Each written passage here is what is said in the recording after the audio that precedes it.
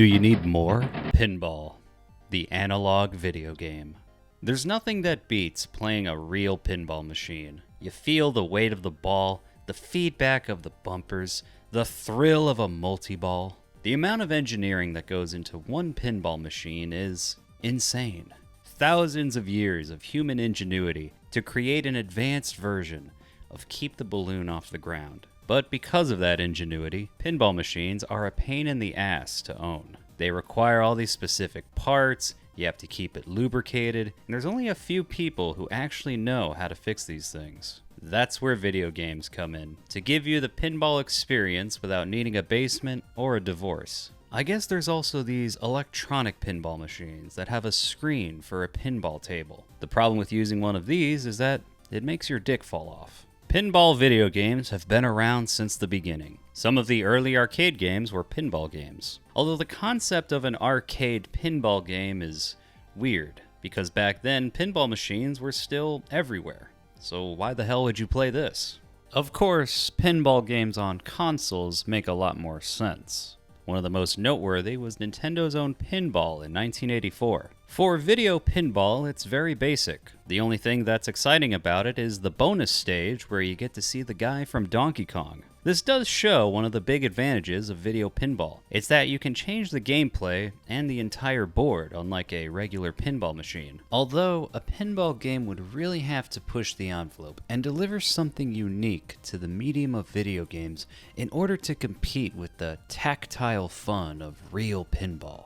We would see games like that on consoles and PCs. Many pinball games were just shovelware that developers could fart out for a quick buck, but there were some that actually tried. Games like Pinball Quest on NES, which has its own pinball RPG mode. It's pretty basic, with you hitting enemies on a board in order to go to the next part of the stage, like you're climbing a tower to get to the boss. What's interesting is that you have to use up and down to move the flippers to the different boards, adding an extra thing to keep track of. There's even a shop in between where you can buy power-ups. It's more like an arcade game because you don't have any checkpoints.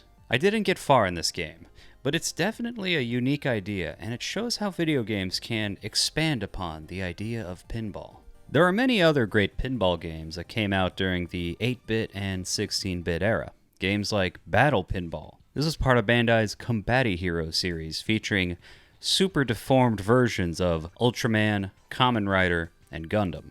The tables are split into multiple parts, with monsters from each franchise. There's even bosses, which gives you something to work towards. It's a little annoying how the boards reset every time you leave them, so you're just hitting the same monsters over and over. The Gundam stage does actually scroll, but it's so zoomed in that when you're on the top part, it's actually nauseating. It's good for a quick sesh, especially if you're a fan of these franchises. I want to get more into tokusatsu.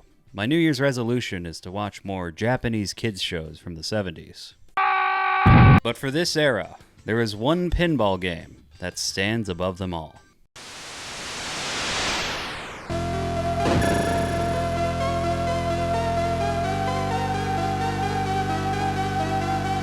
Devil's Crush was one of the killer apps for the TurboGrafx 16.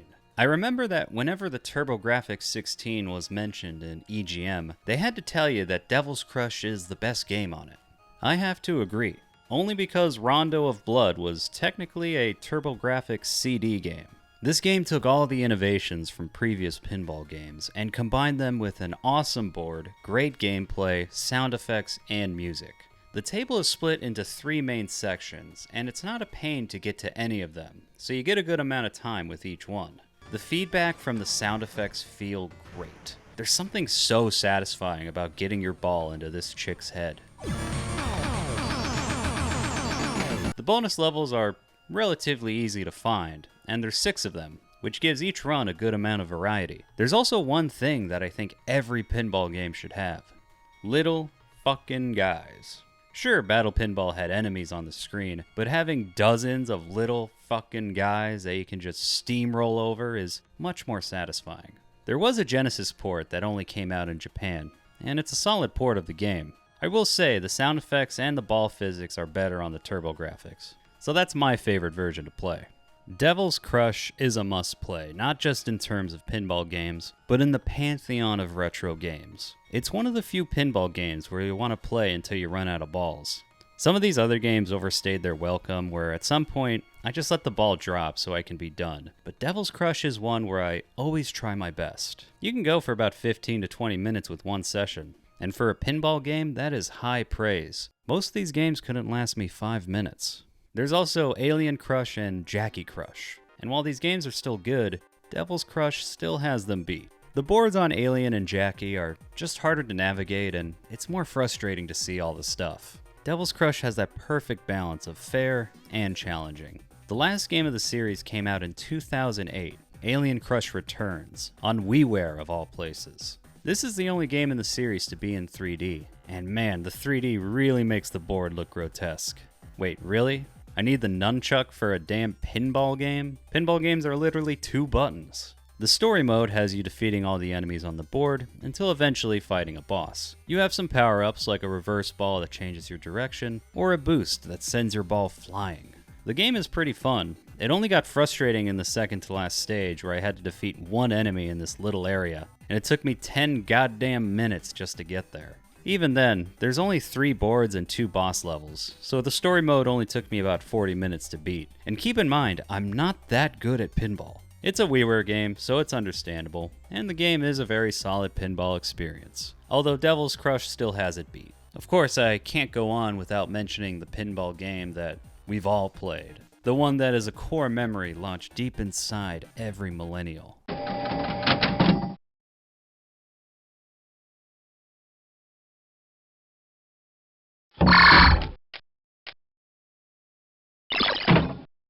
Oh yeah, that's the good stuff. Space Cadet Pinball was the pre-rendered pinball game that started to be included with Windows 95 Plus all the way into Windows XP. The crack-like euphoria of discovering the Games tab on your family computer is a feeling you can never recreate. Not a lot of people know that this is just one table for an entire game called Full Tilt Pinball. Imagine a demo for your game being pre-installed on tens of millions of computers. Your demo is a core memory for so many children, and yet most people don't know about the full game. The game itself is fine. It just recreates a more standard pinball machine instead of doing something more zany. There's no multi-ball, no bonus stages, it's just straightforward pinball. Apparently the game has music, but I turned that shit off right away. There's something about just the sound effects that feels so right. We only played this because it was pre-installed on our computers. Is it nostalgia? Yes, of course. But it's also vibes. I mean, a game has to do something right if it becomes nostalgic. And I think with Space Cadet Pinball, it's all about the vibes that only a pre-rendered pinball demo included with Windows XP can accomplish. This game has been ported to web browsers, Windows 10, you can even play it on a modded 3DS. All this for the most basic bitch pinball game. Pinball games will become very prevalent on handhelds for obvious reasons. The pick up and play nature of pinball works with handhelds that you can also pick up and play.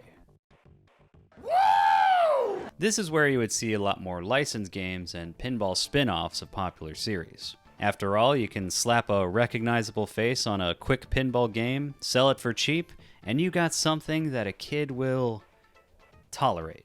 Although some would go the extra mile, such as Pinball of the Dead for GBA. I didn't even know about this one until I started working on this video, but this perfectly blends the cheesy B-horror atmosphere of House of the Dead with a well-made pinball game. I love how you have to time this reticle to determine how well you launch your ball. There's 3 multi-level tables with tons of stuff to interact with, boss battles, and little fucking guys, hell yeah. This one is definitely one of the better pinball spin-offs. Of course, Mr. Video Game himself must have tried this genre. Well, he did, and the results are interesting. The concept of Mario Pinball is that there's a new machine that turns everyone into a ball and fires you out of a cannon. The cannon can be conveniently pointed to Bowser's castle, and Mario just watches as 2 Goombas launch Peach. This might be the most contrived way a Mario story has started. The game itself is hitting Mario to different tables. You accomplish little goals at each section to get a star, and the stars allow you to unlock doors to new areas. There are 3 worlds and 4 bosses. Defeat all the bosses to eventually fight Bowser. The ball physics are pretty good, and this pre-rendered art style actually looks amazing for the GBA. But there are a lot of reasons why this game isn't remembered. First of all, it lacks variety. Pretty much every section boils down to hit all the enemies. There's some unique parts like hitting this freezy into the cracked ice or going down these holes in the pyramid, and the bosses are pretty cool. But 90% of the game is just hit all the enemies. What really hurts this game is that it's unnecessarily hard just for the sake of padding. There's a lot of little things that just annoy you. Like you have to grab the star after you beat a mission, but if you go back, it resets and you have to do it all over again. Can't you just give me the star? Or at least let it stay there so I can go back and get it? Or when you accidentally open all 3 doors, they just close all of them. This is just padding that really hurts the game's replayability, which is really fucking important for a pinball game. If you like pinball games, it's at least worth a try. But if you like Mario, this game will just piss you off.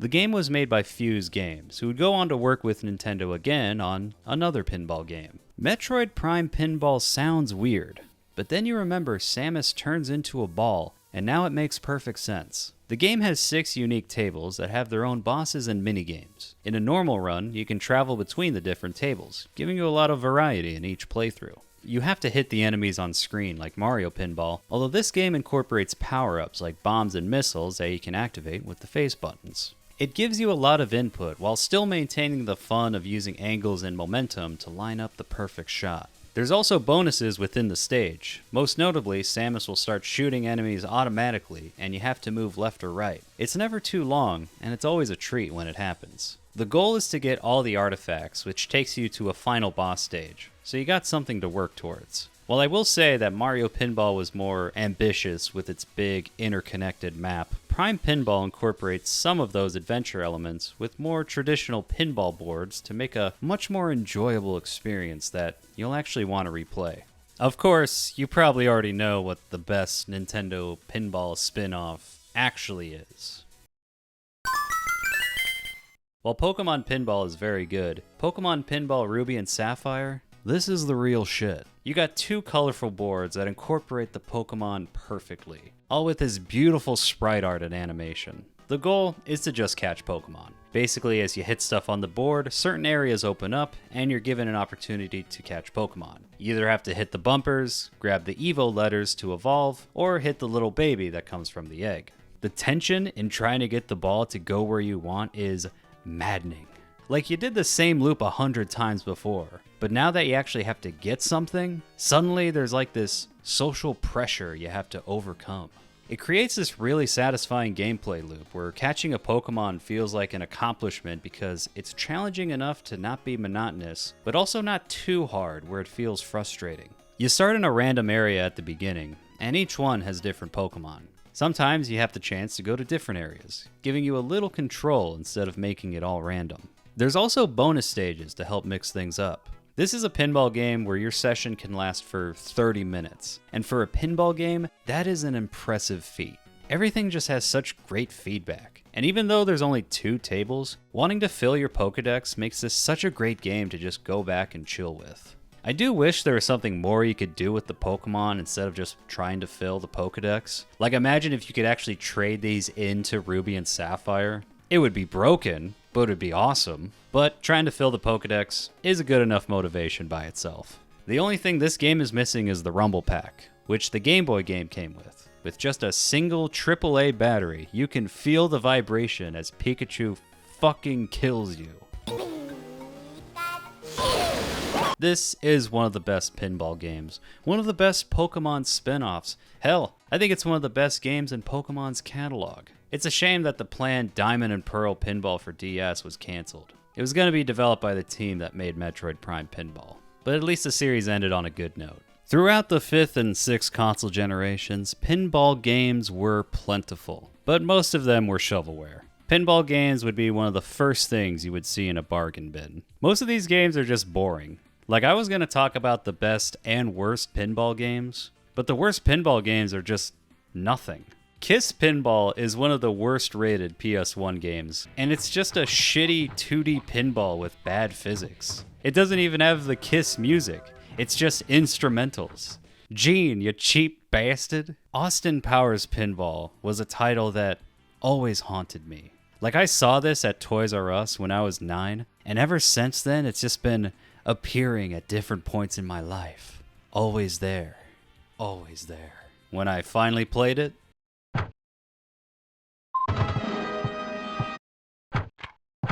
I expected nothing, and I got less. There were a couple games that used 3D graphics to recreate classic tables, like the Williams and Gottlieb collections. These are cool in the sense that you get to experience pinball history, and playing the tables from the 60s and 70s really shows how much you suck at pinball. No wonder the government thought this was gambling. Ironically, these console pinball games work a lot better emulated on a Chinese handheld. The problem is that even though these recreate the classic tables, they are 20 times less fun than if you play the actual machine. Even the most mid pinball table is still fun, but a mid pinball game is just nothing. See, I don't want a video game that tries to recreate an actual table. I want a pinball game that embraces the fact that it's a video game. A pinball experience that is only possible with the wonder-mazement of 3D graphics. Enter Flipnic. Flipnic. Developed by Sony Entertainment Japan, yes, the one they shut down, Flipnic is the ultimate audio-visual pinball experience. You have 4 stages with their own unique designs that have these great Y2K aesthetics, and every stage is like its own Devil's Crush. Each stage is broken up into these little boards, and there's missions on each board that you unlock by meeting certain criteria. You're never too lost because the announcer will usually tell you what to do. Aim for all the arrows.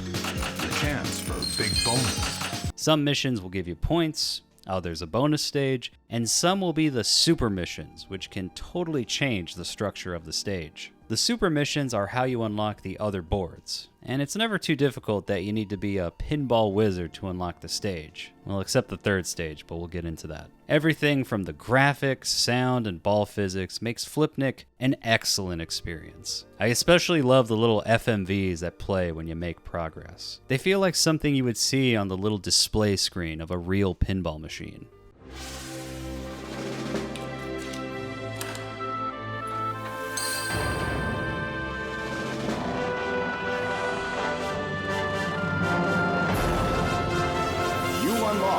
The next stage.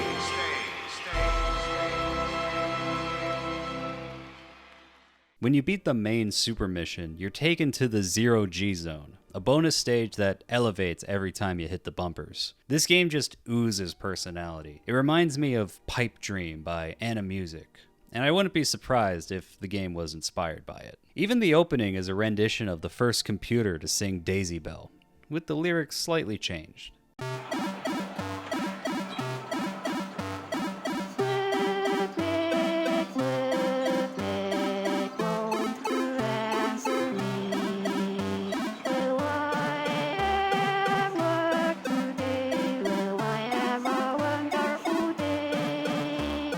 Yes, I will answer for you if you would like to know. I hope the best, and here it is. You are incredibly lucky today. What's also great is that there are different endings to the song telling you what luck you'll have. It's like a magic 8-ball every time you boot up the game. Playing this game with Rumble is also a treat. It makes me wish that a developer would use the haptic feedback or HD Rumble to recreate the analog feel of pinball. I really wish that Nintendo would make some sort of Joy-Con Pro. The Joy-Cons have some impressive technology built into them, but using them in handheld mode makes me feel like a giant gay baby. The bonus stages are a highlight of the game, as they take the 2-button controls and use them in a variety of ways, like moving a monkey left and right to get bananas, firing a laser to hit UFOs, or counting. The bonus games are such a great motivation to go back to stages even after you've done the main missions. There's so much to do, and the game has such a good balance with difficulty and challenge that I was playing a single stage for an hour straight, which is unheard of for a pinball game. But all that changes by stage 3. This stage is a lot more linear. Everything revolves around a couple choke points, leading to a lot more backtracking. Sure, the other levels had frustrating parts, but at least you can go back to them quickly. The missions are just slight variations of the same 3 tasks, and the stage doesn't change or add any cool bosses to really make it interesting. It just seems like they phoned it in with stage 3. It's unnecessarily punishing in order to pad out a boring level. But what really sucks is even when you finally beat stage 3, you have to do the mirrored versions of all 3 stages in order to unlock the final stage. Fortunately, there is a free play mode which allows you to play any stage you want. What's the difference between free play and single player? Well, the manual says it's slightly different. Gee, that helps. From what I can gather, it's the same as single player, but you only get 1 credit. In the Japanese version, you actually had to unlock the free play versions by beating the single player, but for the international release, they're all available from the start. The only thing you're missing out on are the bosses. So if you just want to play some pinball, just do free play and don't suffer through stage 3 like I did. Stage 4 really mixes things up by being an old school paddleball game, and it has one of the most unique control schemes I've ever seen. You move the analog stick in a half circle. You move the analog stick along the top half of the control. How do you say this? I'm trying to explain it. You move the analog stick along the top half of the circle, which allows for more subtle movements. It's not as good as a dial, but it's way better than just going left to right. And I'm surprised other block breaking games haven't used this control scheme. Now you know me. Wait, no you don't. I love paddleball games, but this isn't as fun as the pinball stages. The graphics are also so minimal that I feel they could have done a lot more with this stage. Flipnic is the best pinball game I've ever played, for the first half, and then after that it starts to fall off. It's still one of the best, and if stages 3 and 4 had the amount of creativity and variety that the first 2 stages did, it would be perfect. This game does take the medium of video games and 3D graphics to create a truly great pinball experience. It just does a better job in the first half than the second.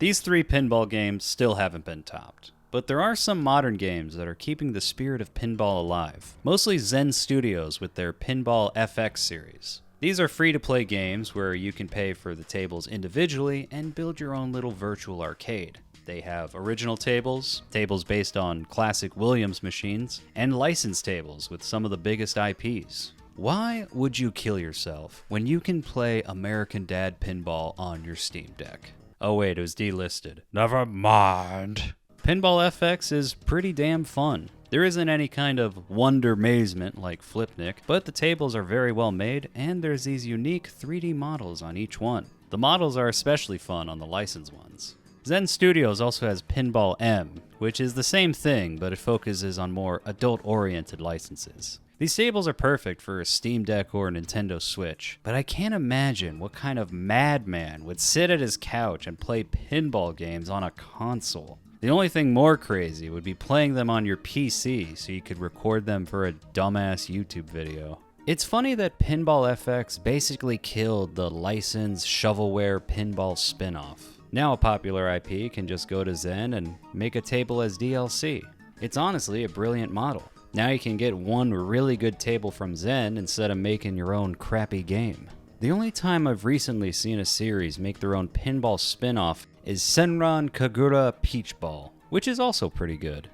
Hold on. Now no one will ever know. Wait. However, the spirit of cheap shovelware pinball is alive with indie games on Steam and the Switch eShop. Any schmo can make a basic pinball game, charge $5 for it, and then discount it to $1 in order to get some measly profit. I jest. Those do exist, but there are some passionate indie games out there that put their own twist on pinball. One of the most popular is Yoku's Island Express, which takes elements of pinball, a puzzle platformer, and combines them into a Metroidvania. People love this game, but for me personally, the map is a little too daunting. I much prefer Demon's Tilt, a spiritual successor to Devil's Crush. I mean, it's just Devil's Crush, down to the pixel art, the board layout, and the soundtrack. While the game doesn't have bonus stages, it makes up for it with sheer sensory overload.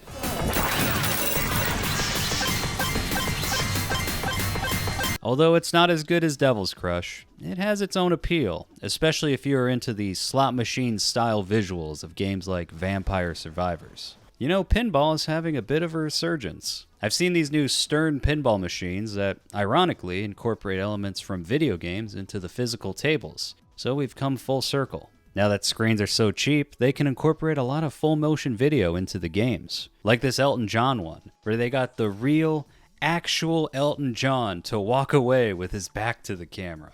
Wow, that's actually him. Or this new Elvira one, keeping the tradition of Elvira having great pinball machines. They recorded so much new Elvira footage.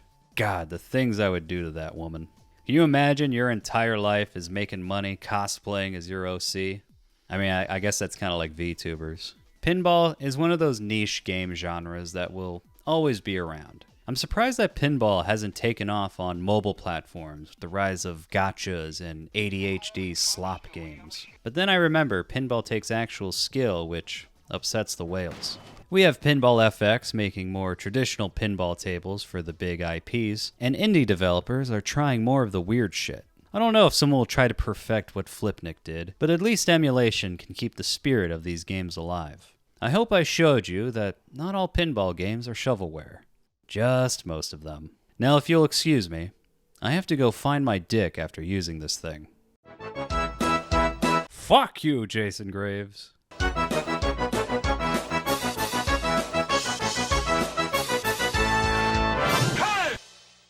I'm not having doctors poking around in my gay baby.